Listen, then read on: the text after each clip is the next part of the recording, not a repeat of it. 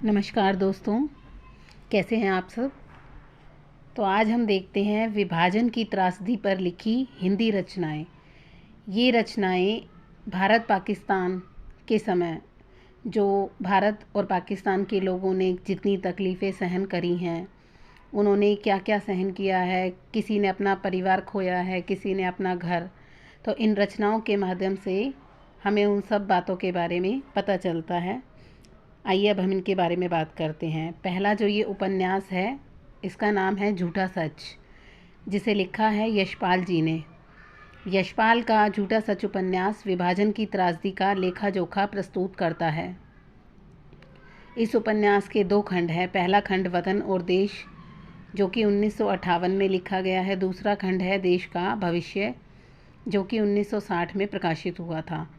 इस उपन्यास में भारत पाकिस्तान के विभाजन की त्रासदी और उसके बाद जनता में उपजे मोहभंग की स्थिति का वर्णन है। उपन्यास की पृष्ठभूमि विभाजन पूर्व लाहौर के शांत और सौहार्दपूर्ण वातावरण से शुरू होकर दिल्ली में शरणार्थियों के बस जाने की कहानी है। उपन्यास में केंद्र में लाहौर के भोला पांडे नामक गली का हिंदू परिवार है। धीरे धीरे उपन्यास पूरा लाहौर और फिर पूरे भारत की इसमें तस्वीर हमें दिखाई देती है। तो ये हमें उस समय की बारे में जो घटनाएं घटी उसके बारे में हमें इस उपन्यास को पढ़कर पता चलता है। अगला है तमस, जिसे लिखा है भीष्म साहनी जी ने। ये भी उपन्यास है। विभाजन को लेकर लिखा गया भीष्म साहनी के तमस उपन्यास में आज़ादी के ठीक पहले भारत में हुए सांप्रदायिकता के नग्न नर्तन का अंतरंग चित्रण है, जिसमें 5 दिनों की कहानी है।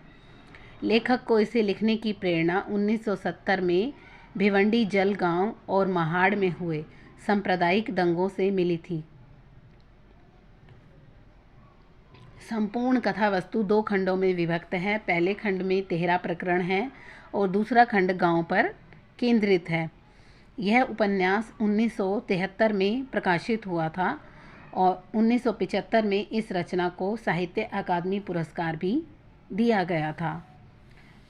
तो इसमें भी भारत पाकिस्तान के विभाजन का ही वर्णन है और ये पूरा उपन्यास जैसा बताया गया है 5 दिनों में लिखा गया है। 5 दिनों की कहानी का इसमें वर्णन है। अगला है आधा गांव, जिसे लिखा है राही मासूम रजा। राही मासूम रजा का आधा गांव विभाजन से पहले की घटनाओं और इसके कारण सामाजिक ताने बाने के छिन्न भिन्न होने की प्रक्रिया को पाठकों के सामने लाता है। यानी कि जब विभाजन हुआ नहीं था, ये उससे पहले के जो देश में हालात थे उनको दिखाता है। शिया मुसलमानों की ज़िंदगी पर केंद्रित हिंदी का ये पहला उपन्यास है। ये जो कि एक एग्ज़ाम के व्यू से एक इम्पोर्टेंट क्वेश्चन बन सकता है कि शिया मुसलमानों की ज़िंदगी पर लिखा गया उपन्यास कौन सा है। तो आधा गांव उपन्यास, जो कि राही मासूम रज़ा के द्वारा लिखा गया है। स्वाधीनता आंदोलन तथा देश विभाजन का ऐतिहासिक ये साक्ष्य है। मूलतः यह एक आंचलिक उपन्यास है जो उत्तर भारत के गंगोली गांव, जिला गाज़ीपुर के भौगोलिक सीमा के इर्द गिर्द बुना गया है। अगला है मलबे का मालिक, जिसे लिखा है मोहन राकेश। ये एक कहानी है। विभाजन की घटना को वर्णित करती यह मोहन राकेश की एक कहानी है। यह कहानी अमृतसर के गनी मियाँ की है, जिन्हें अपना घर छोड़ पाकिस्तान जाना पड़ा था। अब गनी मियाँ का घर मलबा बन चुका है और वे हॉकी मैच देखने के बहाने आए हैं। जिस मोहल्ले में उनका परिवार था, वहाँ कैसे उनके बेटे को मारा गया, वे पहलवान से ही पूछते हैं कि जो उनके बेटे का हत्यारा है। दरअसल यह कहानी हमें बताती है कि कैसे धर्म की कट्टरता इंसान को आदमखोर बना देती है। तो धर्म के नाम पर लड़ाइयाँ जो हुई थी, उस चीज़ों को इस कहानी के माध्यम से दिखाया गया है। अगला है गुजरात पाकिस्तान से गुजरात हिंदुस्तान, जिसे लिखा है कृष्णा सोबती। यह एक उपन्यास है। विभाजन की त्रासदी पर रचित यह उपन्यास खून से सने उन अतीत भारत और पाकिस्तान दोनों ही मुल्कों से जुड़ा हुआ है। इस रचना में उनके पाकिस्तान स्थित पंजाब के गुजरात से विस्थापित होकर पहले दिल्ली में शरणार्थी के रूप में आने और फिर भारत स्थित गुजरात के सिरोही राज्य में वहाँ के राजकुमार की गवर्नेंस के रूप में नौकरी करने की कहानी है।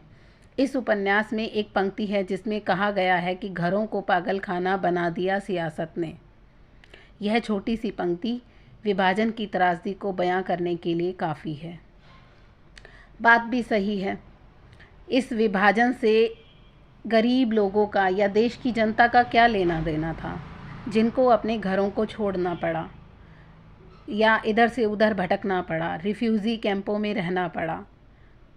तो ये सब जो आम जनता ने ये सब दर्द तकलीफ़ें सहन की हैं, उन सब का वर्णन इस उपन्यास के माध्यम से कृष्णा सोबती जी ने किया है। इसके अलावा भी विभाजन की त्रासदी पर साहित्यकारों की लेखनी चली है, जैसे अज्ञे जी की शरण दाता कहानी, कृष्णा सोबती का सिक्का बदल गया कहानी, असगर वजाहत का जिस लाहौर नई वेख्या ओ जमाई नहीं नाटक, ये एक नाटक है, कमलेश्वर का कितना पाकिस्तान उपन्यास आदि हैं।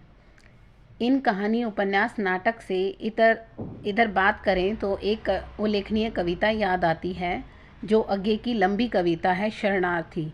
11 खंडों में विभक्त इस समय की त्रासदी का बेहद मार्मिक चित्रण इस कविता के माध्यम से देखा जा सकता है। आज की वीडियो में बस इतना ही। आपको ये वीडियो कैसी लगी है कमेंट करके ज़रूर बताएं और मेरी ये वीडियो देखने के लिए धन्यवाद। अगर आपको ये वीडियो अच्छी लगी हो तो इस चैनल को लाइक, शेयर एंड सब्सक्राइब ज़रूर करें। Thank you.